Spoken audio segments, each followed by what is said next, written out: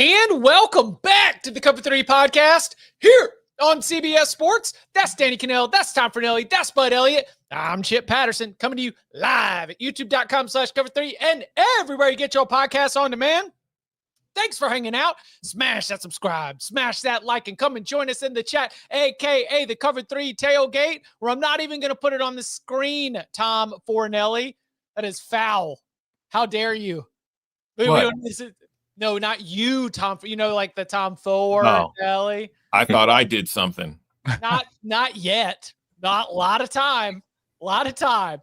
This is a loaded show. We've got some breaking news from the SEC in terms of a major injury. We've got the SEC announcing its permanent opponents, 9-game conference schedules, and more. A little bit more circling back to Mike Gundy's midweek firing, day trading Danny, and oh yeah, big game breakdown for just a few big games here in week 5. Nothing major. Oh, that's right.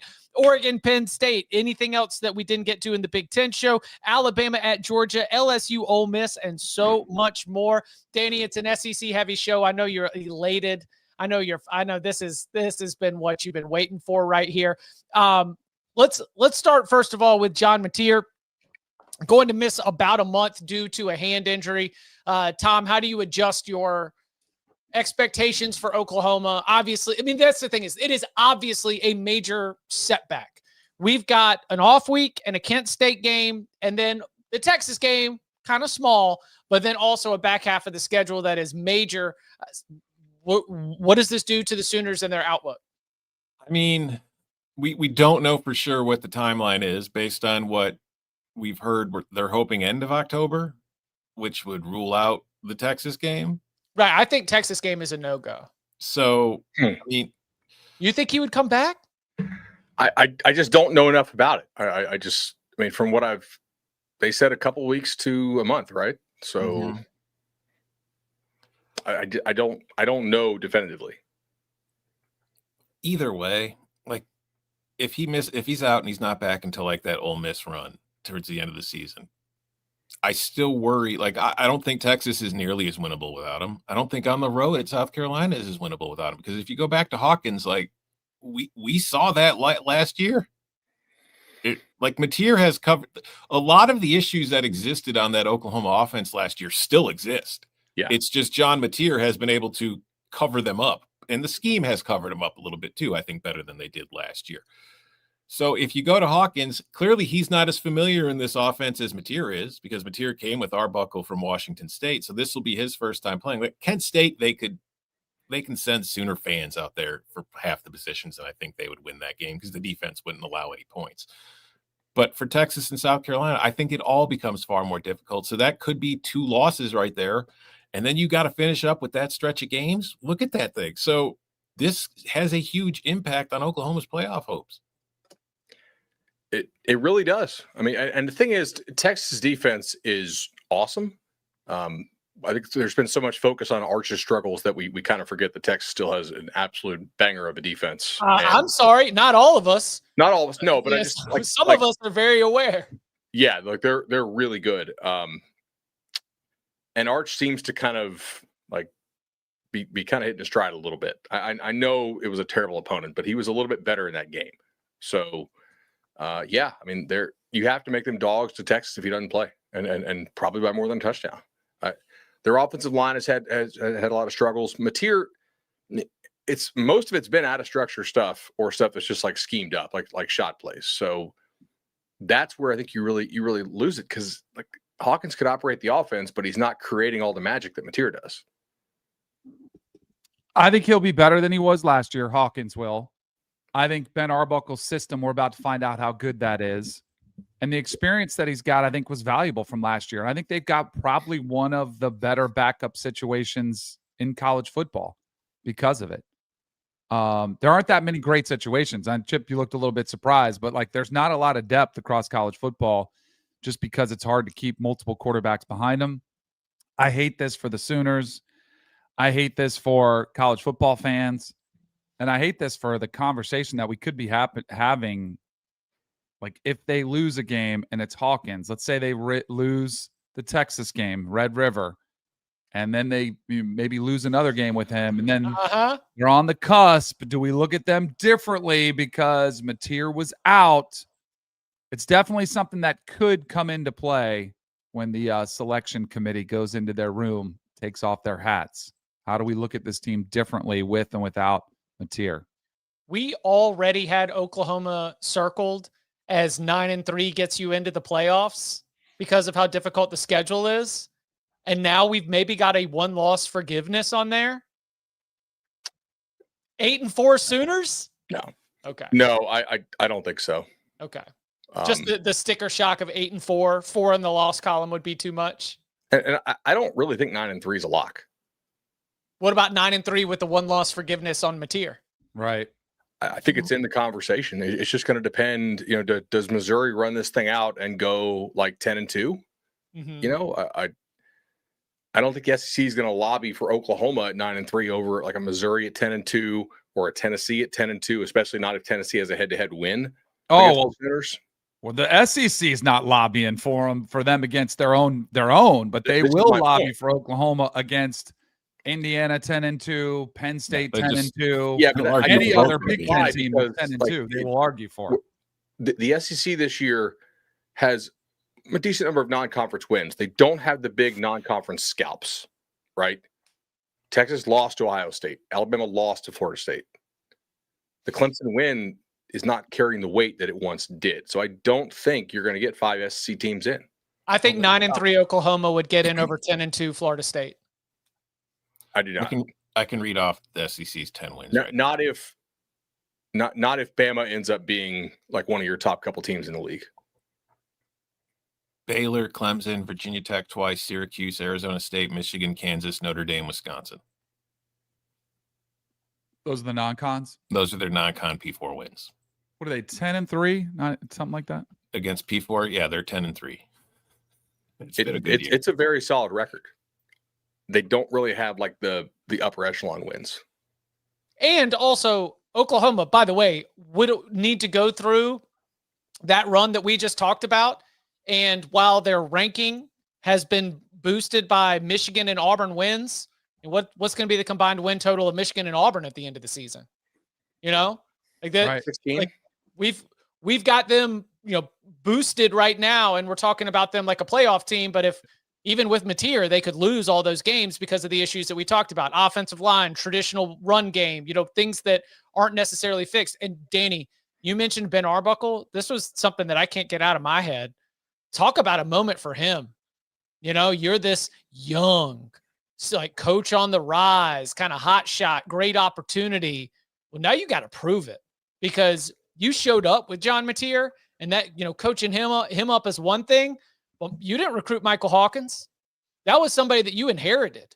Like, if this is a very interesting challenge for a young offensive coordinator early in his run. If it goes well, we're going to walk out of this like, oh my goodness, Ben Arbuckle's awesome. But there's no guarantee that, just because of the success he had with John Mateer, he's going to replicate it with Hawkins.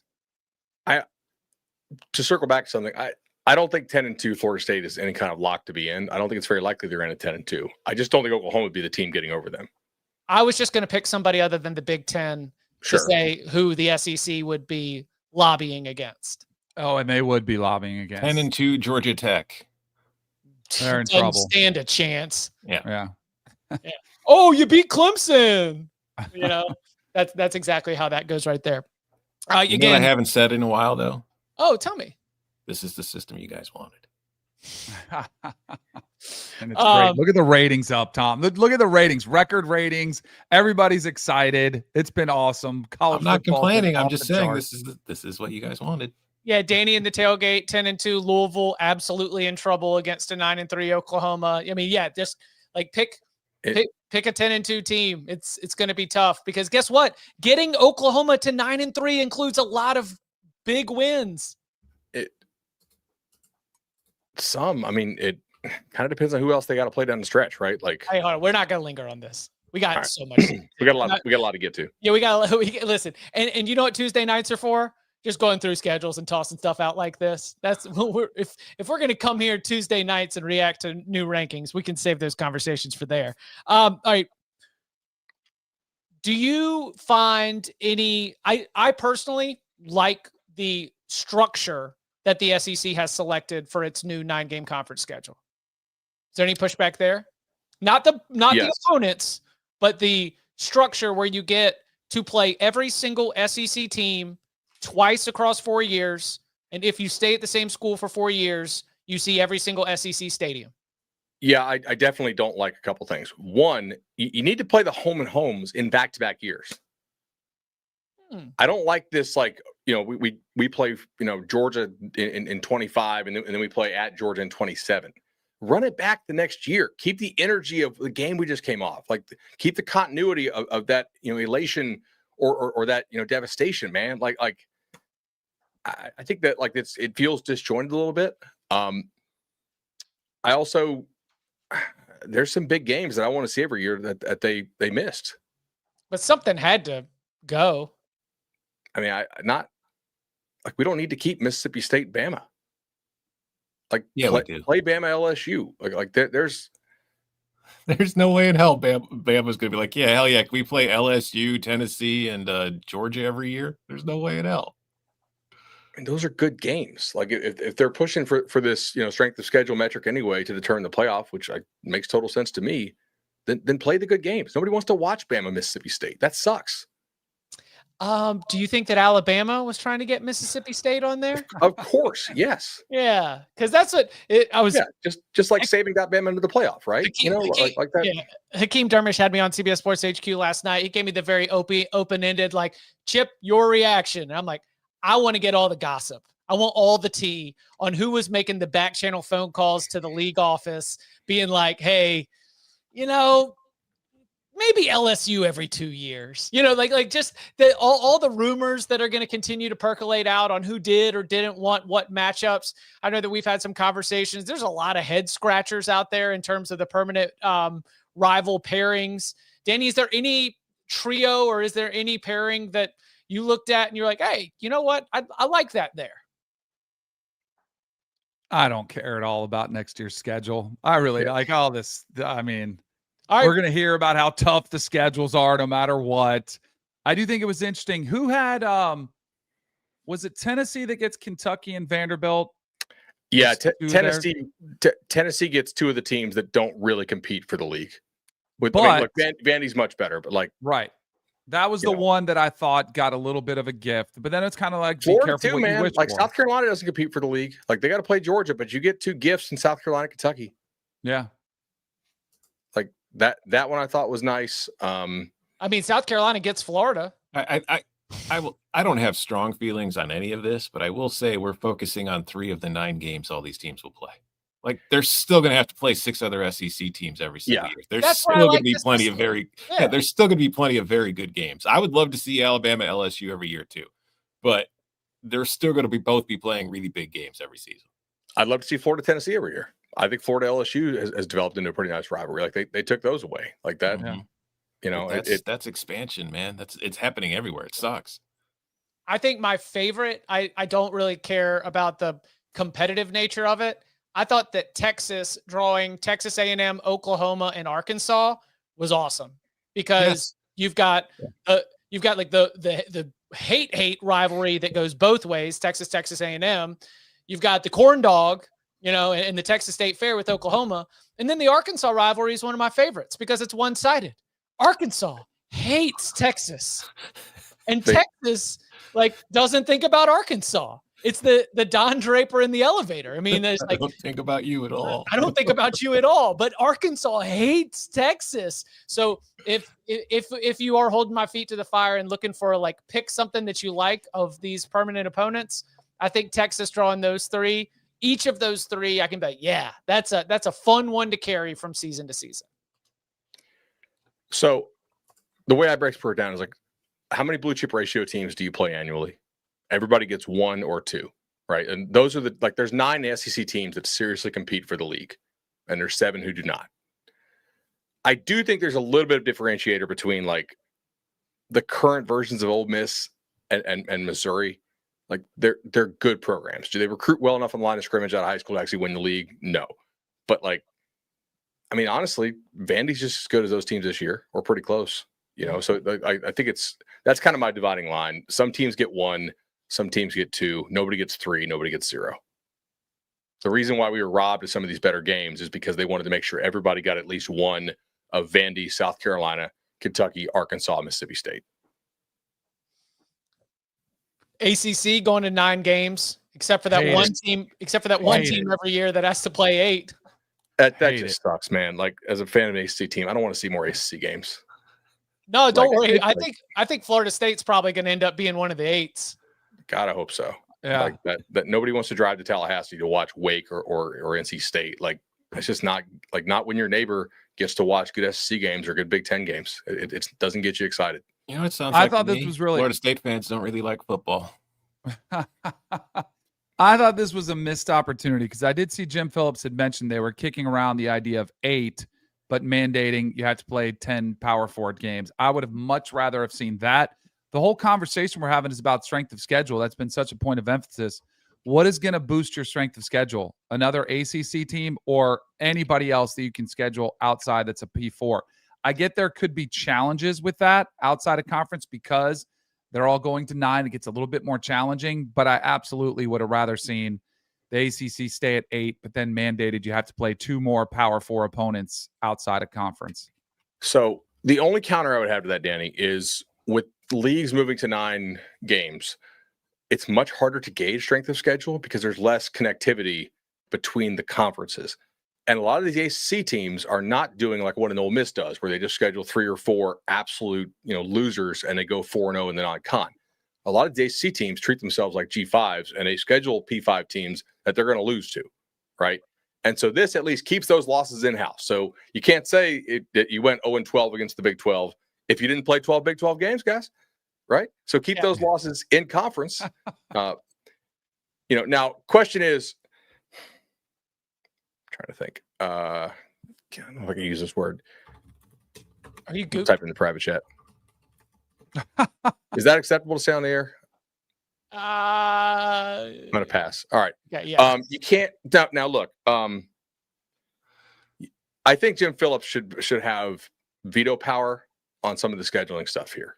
Like some of these teams, the ACC, I really expect to essentially be like a rent to win, And if you're a Wake or a Syracuse or somebody like that, like to fulfill the mandatory Power 5 spot in an SEC or a Big Ten team schedule, you could probably get $3 or $4 million for that game. Yeah. See what I'm saying? Like if I'm Jim Phillips, like actually, Wake, you cannot play Ohio State. No, like we're not going to allow that. Like that's. You can't treat yourself like a paycheck game. You can be in the service industry. Like, you can be in the service industry of servicing wins for another conference. Correct. Yeah, exactly. Yeah. That's.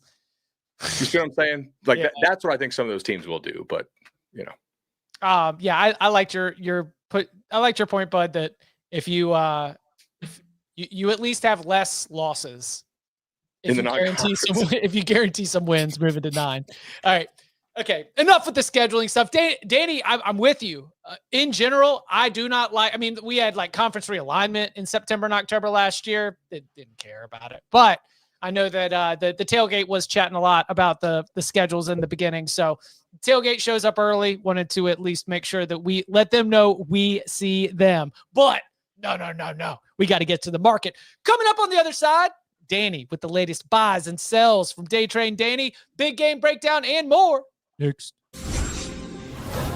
Only CBS Sports can bring you big time during the heart of Saturday afternoons. It's big time. It's big time. It's big time. It's big time. On CBS and streaming on Paramount Plus. Back here on the Cover 3 podcast on Wednesdays. We've got to make sure that we've got our investment set before the weekend. We got to go to the market. It's Day Trading Danny.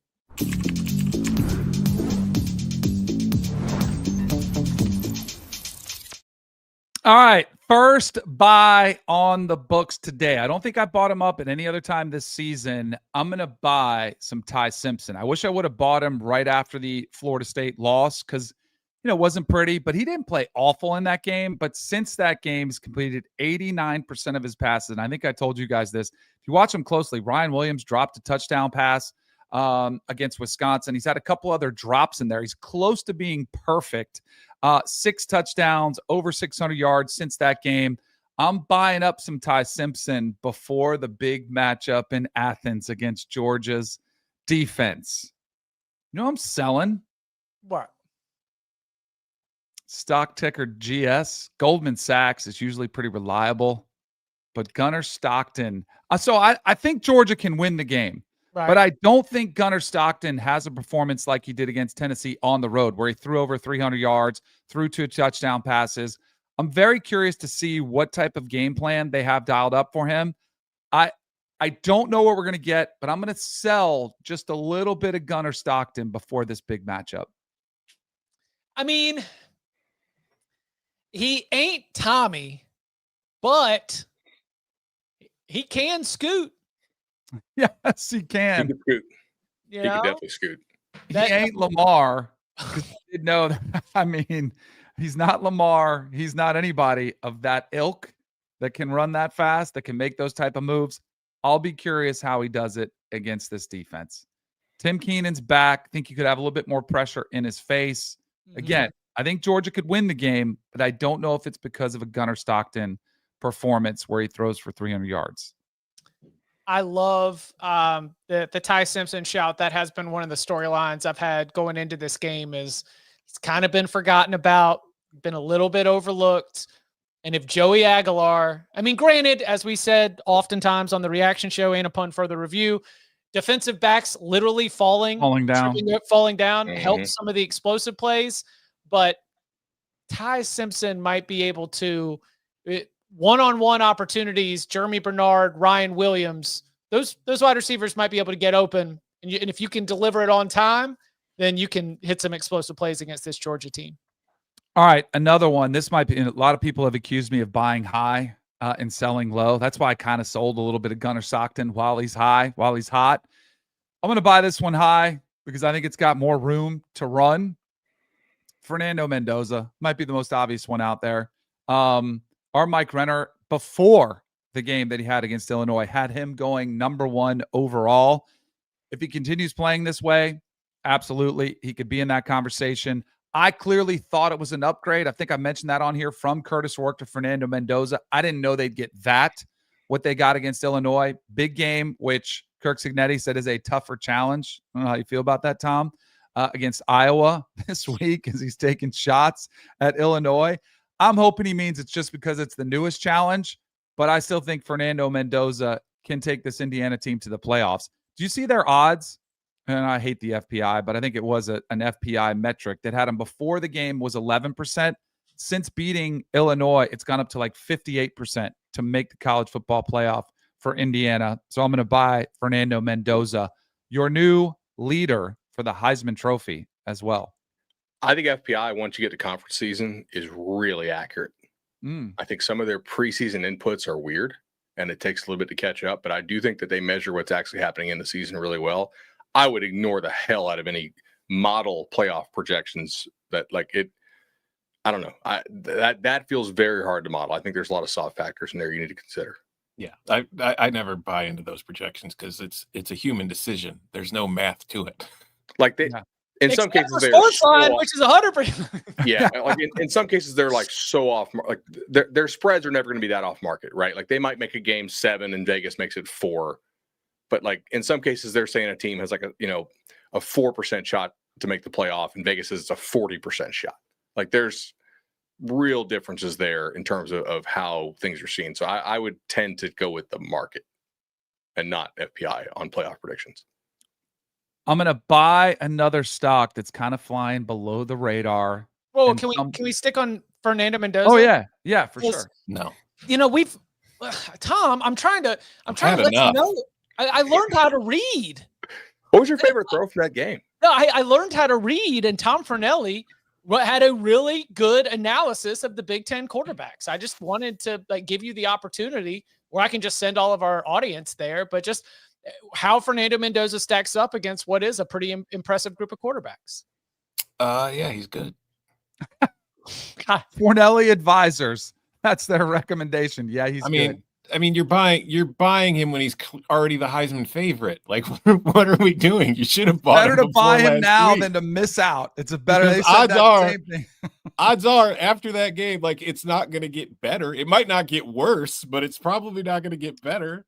Agreed. I don't know. I probably would not recommend buying him as a Heisman stock right now. I'd wait till he has one bad game or stumbles or somebody else comes in front of him. Then I would scoop that up. I'm just saying I want him the part of the portfolio. Like when Google was at 100, people were like, oh, it's expensive. And then it splits 4 times and it goes up to 1,000. You're like, dang, well, I should have bought it then. I'm buying it now before it goes off and goes out and splits 3 times. All right. Next one, flying under the radar. Damon Williams from Washington is a quarterback who can beat the Ohio State Buckeyes. Don't be laughing. Don't be shaking your head at this one. This is a little bit riskier. This is a riskier play. If you don't like buying the high ones, sometimes you got to go in there and you got to take a step forward, got to make that purchase, hit the buy button when you're not sure what's going to happen. He's been flawless so far this season. Picked up right where he left last year. Talked to Jed Fish last week before in our pregame show. He was raving about his quarterback. Then he goes out in a rivalry game, has his best game yet with the 4 touchdown passes. And the one thing, when there is a talent gap between teams, and clearly there's a talent gap between Washington's roster and Ohio State's roster, we said this multiple times about coaching against Nick Saban. It was what Tommy Castellanos brought to the table for Florida State. A mobile quarterback can be a total headache for a defense like Ohio State's. You can have all the coverage schemes drawn up and you can confuse them, but when things break down, he can hurt you with his legs. So I'm buying some Damon Williams before the game against Ohio State. A little bit of a flyer play, but we'll see how it works out. Glad he can see over the line of scrimmage. Yes. He doesn't have to. You find why. Doug Flutie wasn't tall either. Move around that pocket. You just find ways. All right, now this one's a sell. Now I'm not going to sell short like I did, although I'm close. Sold short Cade Klubnik. That one's still making me money, unfortunately. I hate to see that. Devin Dampierre at Utah. That was not the performance I wanted to see from him. He looked confused. Speaking of running quarterbacks, he was contained. I thought we might see a rematch of that game. I'm starting to have my doubts. There are way too many other quarterbacks in the Big 12 that are playing at a way higher level that also have mobility, that also can make every throw. So I'm selling Dampierre as the quarterback that could win the Big 12 for Utah. Would you guys sell on Utah in general? Like, are you out on them now? It kind of depends on this Dampierre thing. Like Utah had to put out a statement about how they handled the injury situation. I was going to say, you want to talk about like a Google stock by Utah. Like, let's be real. Like the guy misses the guy misses 2 days of practice and was limited another, and you don't put him on the injury report at all because he was going to play. Yeah, Big 12 puts in new injury report rules, and the Kyle Whittingham minus 500 to be the first coach to come under fire for not being truthful with his injury reports cashes. I didn't get a lot from it, but yeah, Kyle Whittingham already in injury report turmoil after the Big 12 opener. The very first time he's going to have to do it. If you have to put out a statement, you probably handled it wrong. Yeah. So last week I dabbled, if you remember, small buys on 2 quarterbacks. I bought some Arch Manning. I'm going to hang on to that. He comes out of his slump, has his best game yet. And I also bought some DJ Lagway, which I am going to sell to the cheapest offer that's out there, the best offer that's out there, which is probably really low. I am selling my DJ Lagway, seen in the walking boot. I know they have a bye week. I wonder what the future holds for DJ Lagway this season and next year. Probably even more importantly for his future. I sell him as a Florida Gator in 2026. Where would you buy him playing next year? Baylor, TCU, Florida, or other? Yikes. Other than Florida, I think it's pretty safe, don't you? Yeah. Maybe it depends on who they hire. They're going to hire an offensive guy. Yeah, but they had an offensive guy who just wasn't very good.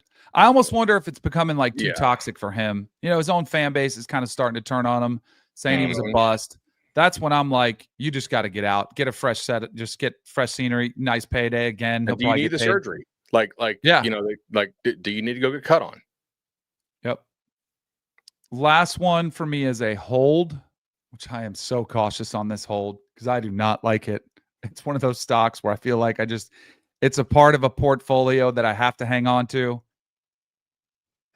I'm going to hold Drew Aller before a massive game of his career.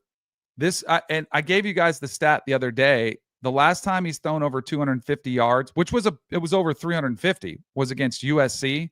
But since then, we have not seen him throw over 250 yards passing. And that was USC, which was a game early mid-season last year. He just has not stepped up to the table. And in probably his best game was the Big Ten championship game, which he did have 2 interceptions, and he was playing from behind. There's a different mindset when you're playing from behind. Things, defenses start approaching things differently. You kind of have nothing to lose. You go out there, play a little bit more carefree. And he still didn't go over 250 yards passing. But it was like, oh, that's the Drew Aller we want to see because he started late in that game. I'm holding on to it because of the faith I had that he would take that next step this year. I'm holding on to him because I'm hoping Andy Koltnicki's been holding back some of the offensive scheme and has been saving some stuff. And I'm wondering if we see his legs that he talked about in Las Vegas when he said, hey, I've trimmed down. I want to be more mobile. We haven't seen it yet. So I'm buying on some hope and optimism, which can be a dicey proposition when you do that. But I'm going to hold on to my Drew Aller for another week. I would sell. Yeah, I'm tempted to. Fornelli Advisors, probably pretty sage advice. I already own Dante Moore, who I'm going to keep through this game. But we talked about it yesterday, just picking what quarterback you would like. It shouldn't be close. It should not be close in which quarterback you would take in this game.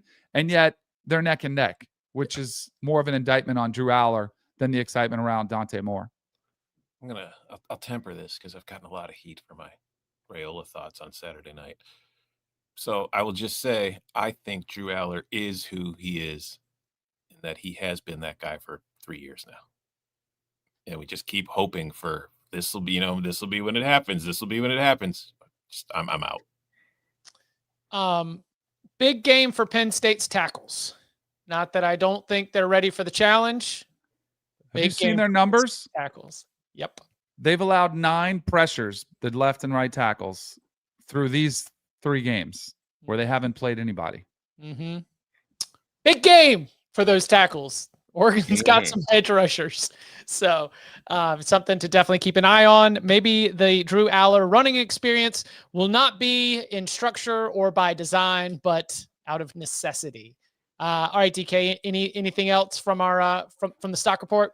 Market is closed. Market is closed. Coming up on the other side, we're going inside the matchups of some of the biggest games of Week 5. It's Big Game Breakdown. Next. Name's Conrad Harrigan, family man. And if you cross my family, well, you'd better pray. Mobland, new series streaming March 30th on Paramount Plus. Back here on the Cover 3 podcast. Now on Thursdays, we do like to give you our best bets. But what informs those locks on Thursdays? Well, it is going inside the matchup, trying to figure out who's got the edge. And we tell you some of that here in Big Game Breakdown.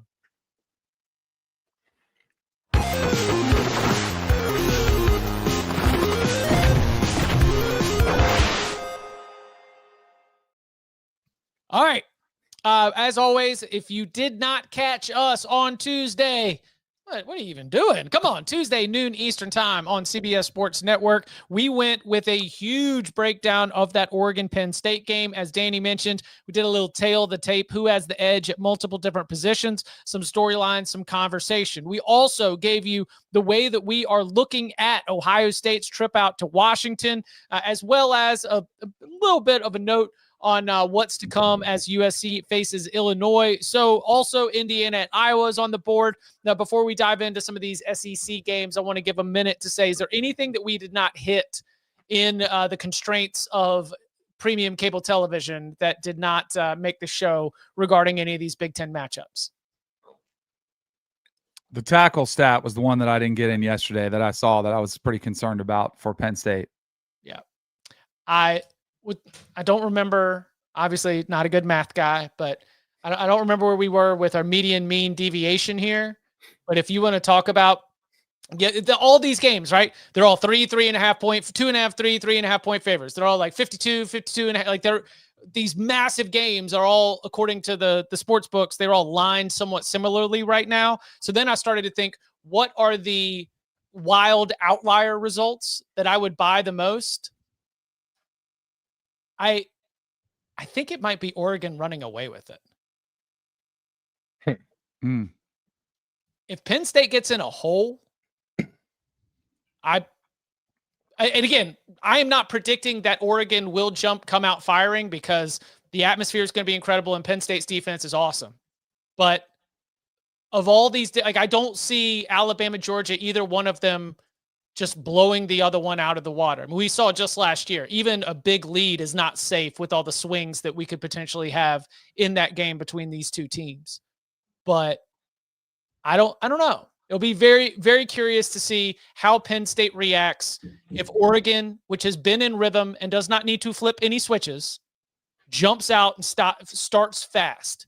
Again, not my prediction, but just something that I had considered as I continued to think about and talk about and work through this game ever since our show yesterday. Chip's got Oregon by 50. Sounds like it. Have they? What's the worst loss for James Franklin at home? Like, have they been beat by double digits at home? I don't know. The 49-0 loss to Michigan in 2016 stands out as one of the most impactful. Was that at home? No, it was in the road. But it kept them out of the college football playoff. They won the Big Ten that year, but the committee was like, I mean, come on. Got dump trucked by the Wolverines. We can't put you in the playoff. And they put it in instead, the Ohio State team that lost in a whiteout to Penn State, put them in the playoff instead. That one, I think, got me in trouble because I argued for Penn State that year against somebody who played at Ohio State, was one of the more powerful voices. I don't think loved that argument. Danny, it wasn't just that. No, it was not just that. It was not just that. They lost by 9 to Michigan at home in 2023. They lost by 13 to Ohio State at home in 2022. I mean, all their home losses are typically to Michigan's and the Ohio State's right. world. So I don't know if there's been a truly bad home loss. That not off the top of my head. Well, Penn State fans would know, at least not in the non-COVID year. I'm sure in the COVID year there was. Yeah, in COVID year they lost to Iowa by 20. You know what else? That Dan Lanning doesn't really have many great road wins. Oh, fair. So like he doesn't have a track record of having that many opportunities, but his big wins primarily have come in Eugene. Okay. If we're all good on the Big Ten action, let's get into it. Alabama, Georgia, Bud Elliott, where is this going to be decided? I think it's like who can pass protect and who can find a pass rush. Honestly, I mean, Georgia's pass rush has not been very good. Bama's pass rush has not been very good. Now, part of that is Florida State basically didn't pass, and certainly not with any kind of traditional drop back stuff. But Georgia doesn't have a single sack from a defensive lineman this year. It's kind of a wild stat. Neither side, offensive line pass protection wise, has been what they had hoped to be. Bama looks like $1 million, but Proctor doesn't play like $1 million. That's 2 years running now. So I think he's sort of on the kind of like, all right, well, I'll believe that when I see it type list there. Can he avoid getting penalties? Can he actually play well and play anywhere close to his physical ability and build suggests that he can? Georgia's right side was a mess against Tennessee. Now, part of that's probably they were on the road, but at times they got whipped and at times they just miscommunicated stuff pretty badly and allowed free runners at the play multiple times in the low red zone against Tennessee. So to me, it's who gets those issues cleaned up. We know on the outside, Bama's receivers are studs. I think Georgia's receivers are studs. Both teams can cover pretty well, in my opinion. So it's going to come down to who can pass protect and who can find a pass rush. What's the opposite of the immovable force versus the irresistible? It's like the resistible versus the movable so far is sort of what they've been relative to their expectations. I'm certainly not saying they suck. Like most teams would trade for these rosters, but they just haven't played up to, I think, the level that they had hoped to play. And whoever rises to the occasion probably takes this game. Yeah, like Alabama is ranked second nationally in pressure rate on defense, but a lot of that is from like the Wisconsin and the who did they play in the weekend? ULM. Yeah. I'm curious about like the time to pressure too, because I feel like Mhm. their guys can really cover. That Bama Mhm. secondary is nasty. Yeah, so it's a misleading stat. I agree with you on that. The other one's going to be for me if Alabama can run the football in this game, because that's one thing I feel like they have struggled with. They struggled with it against Florida State. I'm sure they were great against ULM, but they weren't great with it against Wisconsin either. They are currently 95th in success rate in rushing, and they're 122nd in explosive. So they're just not doing great down to down, and they're not hitting big runs. And I think that's putting a lot on Ty Simpson, which you can get away with against ULM and Wisconsin. I don't know if you can get away with it against Georgia. And I will say, you mentioned but the Georgia defensive line has not had a sack yet. I think to me, the bigger problem one of the reasons for that is like the interior pressure that you're used to seeing Georgia get from those inside tackle spots in previous years just hasn't been there this year. And I think it's affecting the entire operation. So that's going to be a very interesting spot to watch in this game, is if they can kind of start winning some battles on the inside and just kind of collapse the pocket and put Ty Simpson in situations where he might panic and make some bad throws. That was going to be my kind of key to watch out for this game. As I was talking about quarterbacks earlier, I mean, I bet if you went back and look historically over who rushed the ball for more yardage, just as simple as it gets, that team would probably end up winning. And you felt better about Georgia, what they did against Tennessee, when they kind of stuck with the run in the second half. They started to get Frazier and Bowens more involved, and then Gunnar Stockton was obviously pretty effective with his legs. We haven't seen Bama yet run the football very effectively. Now, Jam Miller's back, right?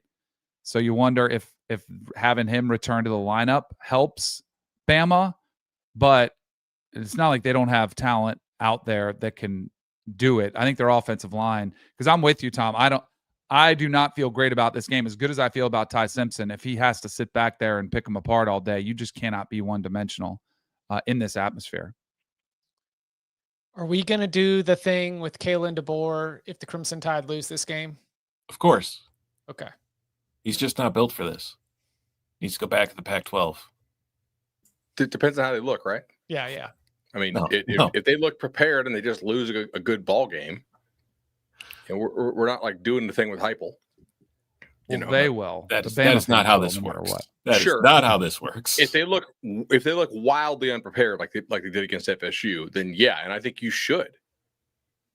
I mean, if you're a Bama fan, you're paying the guy $10 million or whatever, and you're donating to the program, and they come out and look unprepared again. What the hell are we doing here, man? Anybody can beat Wisconsin and ULM and Bama. That's not what we pay you for. What if they look unprepared and terrible, but Kalen DeBoer is wearing a shirt and tie? I mean, they're buttoned up to me. It's a step in the right direction. Speaking of vibes and clothes, if Georgia comes out in black uniforms, this thing's a wrap, right? They're going to a funeral. No. Remember? Yeah. Are they wearing black? I don't know. Are they? I thought that was the rumor. Somebody in the chat will know. I would not. Yeah, it says yes. Oh. I wouldn't. Dear. I would. Yeah. I don't know. I would not. We saw Nebraska had all black displayed when we were in Lincoln, and I was like, they should have brought them out, but it's not a night game. It has to be a night game, which this is. So. Oh, listen, I'm telling you, the red on the red will look just as awesome under the lights as the black, and the blacks do not have those horrible memories of just getting all of your hopes and dreams crushed by this exact team, right? Mm-hmm. Okay. I will say DeBoer against the Saban tree of defenses, he is 8, man. Like he whipped Dan Lanning on the chalkboard twice. Okay. They scored as much as they wanted to last year on Kirby. Like I think the stuff he runs does a good job of exploiting some of the coverage rules that the Saban tree of defenses have. Formationally, he threw some things out there that Georgia looked complete. There were some easy touchdowns, easy schemed up touchdowns. Yeah. Never Tennessee do it. But yeah, Kirby at the either the quarter or the halftime interview saying that they gave us some looks we weren't prepared for. I mean, that is two-time national championship winner Kirby Smart coming out there and being like, yeah, they just beat us Monday through Friday, But Georgia comes roaring back. Alabama ends up winning. Lots to be able to digest once we actually see how the pass the chalk ends up playing out on Saturday night again in Athens. Earlier in the day, it's a family affair. Ole Miss and LSU.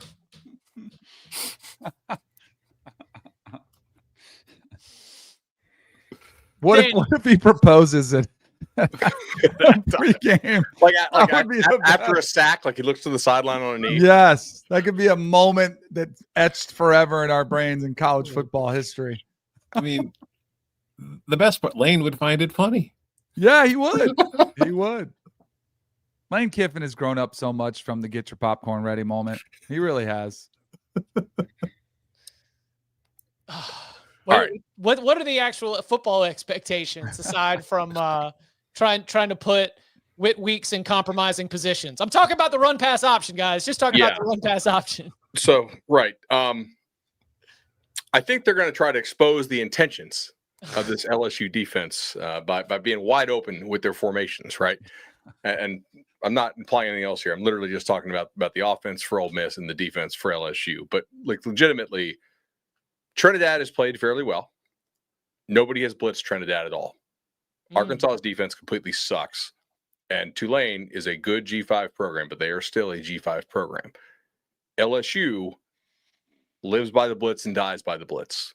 My guess here is that they will come after Trinidad in a way that nobody has been able to or even have attempted to do so far. I think the challenge is the Ole Miss tempo, right? Mm-hmm. And then will Ole Miss be able to spread out LSU's defense in a way that Clemson failed to do? Because it's a little bit harder to blitz from width, right? When everybody's all packed in with some of these condensed formations, it's easier to blitz. It's easier to disguise the blitz. Also, like the fastest route between 2 points is a straight line. If you're way over there, it's harder to blitz from over there, right? I thought in the second half of that game, one of the only good things Florida did on offense was they used some of the motion to actually kind of reveal what LSU wanted to do blitz-wise. So my guess here is that Ole Miss tries to do that. I don't know how quickly Chambliss can actually diagnose the blitz because nobody's blitzed him so far. It just hasn't happened. To me, that's probably the most interesting chess match in this game. On the flip side, I don't think LSU's offensive line is good, and I don't think Ole Miss's defensive line is anything special. I'm not saying they suck, but they're just not upper half of the SEC type lines. And whoever sucks less there probably comes out on top. I mean, Bud, real quick, I read this as strength on strength, weakness on weakness. Is that kind of what you're getting at here? Yeah. Yeah. Okay. I see that same way. What do y'all think? I mean, for me, Bud kind of hit Ole Miss over there. I'll go to the other side here. Can Nuss put the entire offense on his back again? Because there is no run game on this LSU offense to speak of to this point in the season. And I don't think Ole Miss's run defense is incredible. I'm with Bud. I don't think their defensive line is incredible. But I do think when it's traditional run game, they've been fine. And I do think that the way this LSU offensive line has looked, I don't think they're going to have a difficult time in this spot. Although I will say I am seeing signs of improvement from the LSU offensive line. So I think maybe it's getting better. It's just I still don't think it's very good. And I wonder how that's going to look, because if you look at Nussmeier, last year, he averaged 9.1 air yards per attempt. It's down to 6.6 this year, which tells me two things. A, is they don't have any faith in the offensive line to give him the time to be able to get the stuff downfield.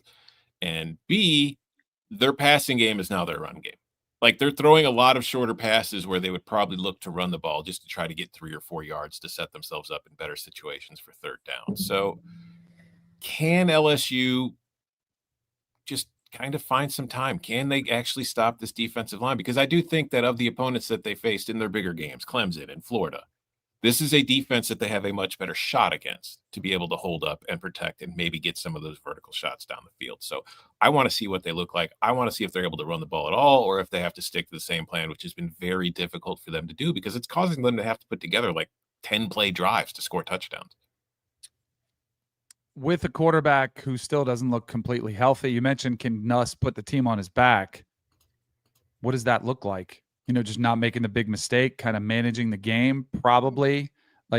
Does he look better in this game than he has? The offensive line is still an issue. I do think if you have a pretty mobile quarterback who has been really good for Ole Miss, you do have the perfect defender for that type of player, and it's Harold Perkins, like who had the big pressure against Cade Klubnik when he rushed out of the pocket. Like, I'll be curious to see what sort of X factor Harold Perkins is versus Trinidad Chambliss in that Ole Miss offense. You also need to get your hands up. Yeah.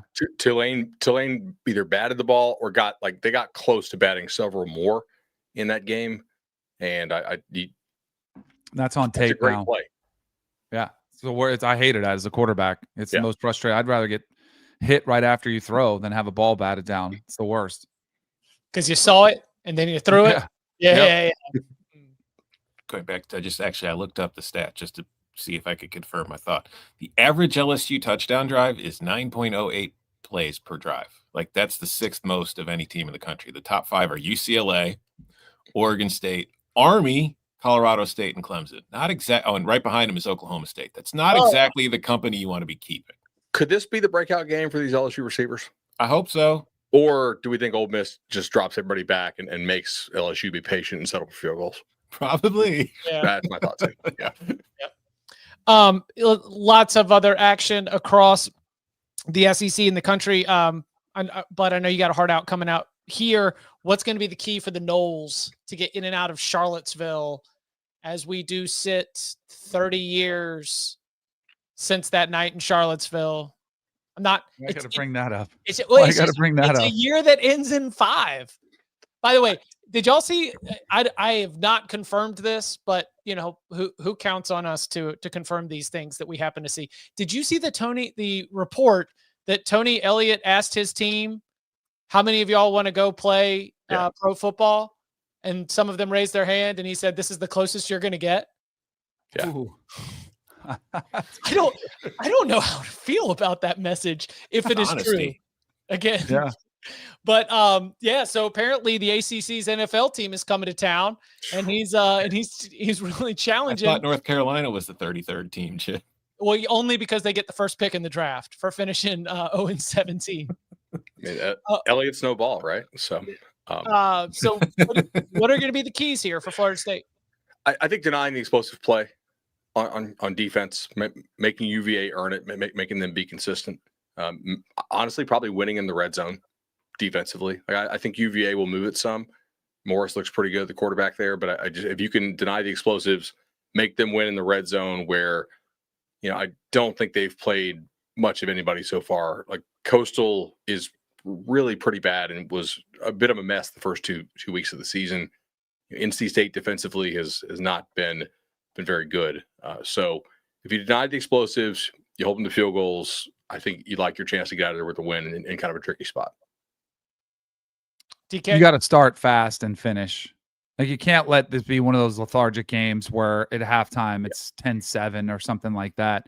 You've got to destroy this team while you have the opportunity. The longer you let them hang around, the more their belief will continue to build up. And I do think Chandler Morris, he's been really good with the football. He had the one costly interception, with a chance to win the game against NC State. Other than that, so if you're Florida State, I'd like to see them try to force some turnovers and have him pressured, because that's something he has struggled with. Even going back to North Texas last year and throughout his career, you've got to pressure Chandler Morris. Yep, I would agree with that right there.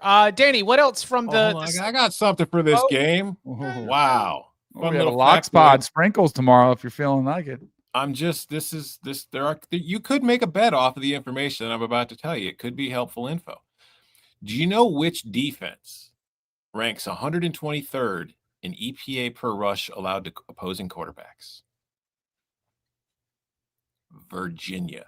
Yeah, I was going to say Virginia's run defense in general. Not great. What's funny about that is they're 14th nationally in QB scramble EPA. So when plays break down, Virginia has done typically a good job of reining the quarterbacks in.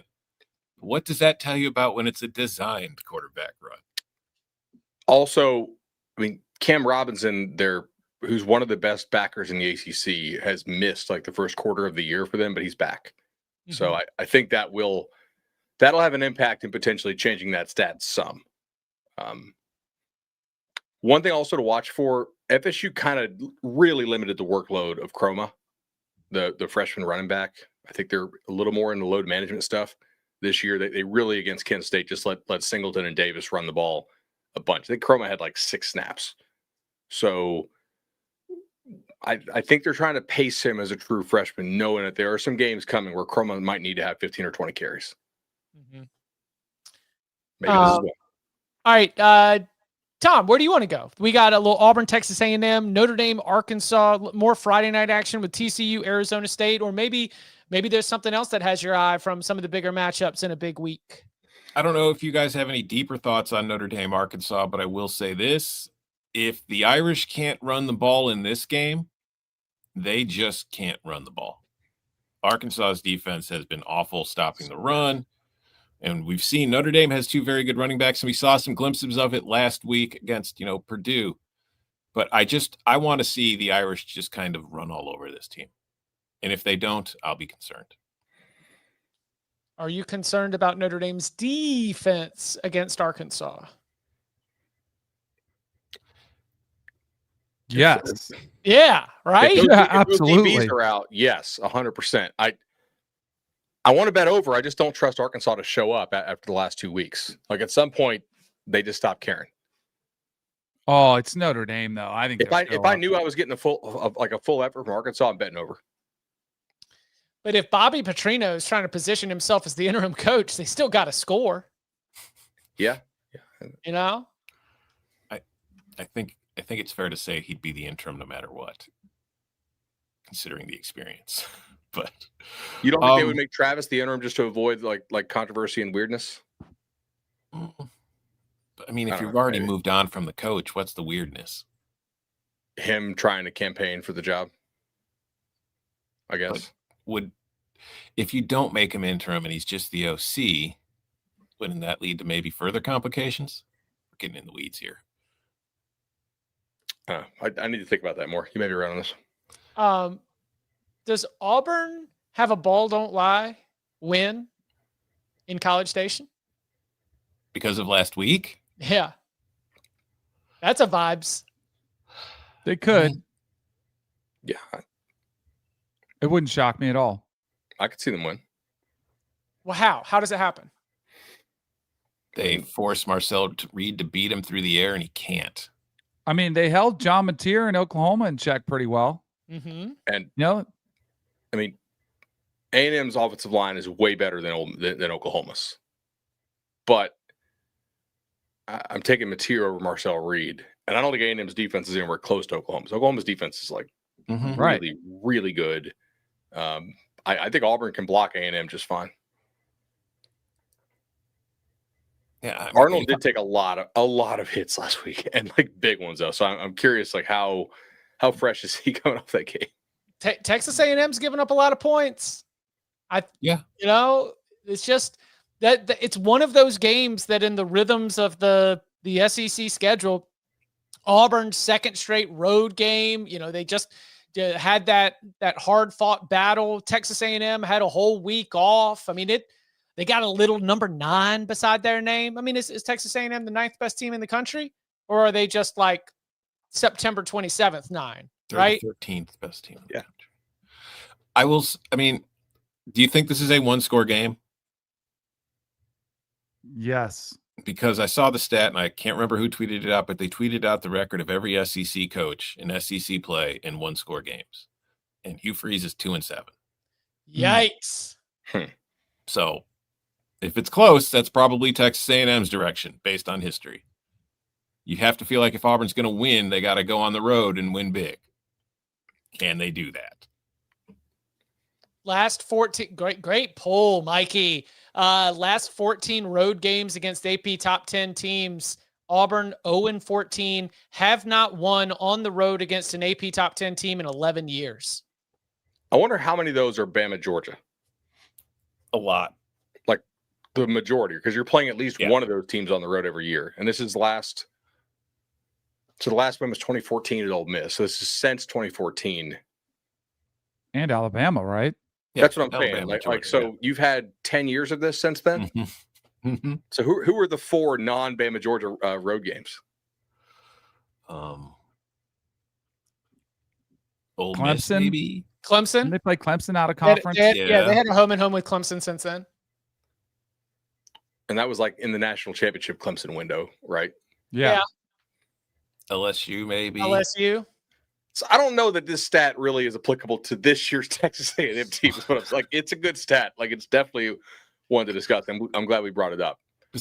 That's my favorite thing about like records versus top 10 teams in general. It's like, yeah, nobody's good against top 10 teams unless they are a top 10 team. That's the reason they're top 10 teams. That's the James Franklin pushback for sure. Yeah. Mm-hmm. Yeah. Anything else from the slate before we get out of here? Man, I cannot wait for this Saturday. This is like one of the best Saturdays that we've had in years. Let's see what's on the notepad. I want to watch Josh Hoover versus Sam Leavitt. Mm-hmm. I really, really like what Josh Hoover's doing this year. This may be your last chance to bet Josh Hoover for the Heisman. Yeah. If you want him. Ooh. I mean, Eric McAllister might have a word in that too. He's good. We'll see. All right. We will be back on Thursday. It's the best time of the week, 11 a.m. Eastern time, when we roll out our locks for week number 5. And we might have a special announcement for you on Thursday. All I'm going to say is that Florida State fans, buckle up. And if you're going to the game against Miami, make sure that you are in town by lunch on Friday. Make sure that you have gotten through traffic and you are in town by lunch on Friday. Much more information, special announcement from the Cover 3 podcast coming up tomorrow in the Locks Pod. And you can follow him on Twitter at Tom Fornelli. You can follow him at Bud Elliott 3. You can follow him at Danny Kanell. You can follow me at Chip _ Patterson. Gentlemen, thank you very much. Thank you. See y'all. See ya.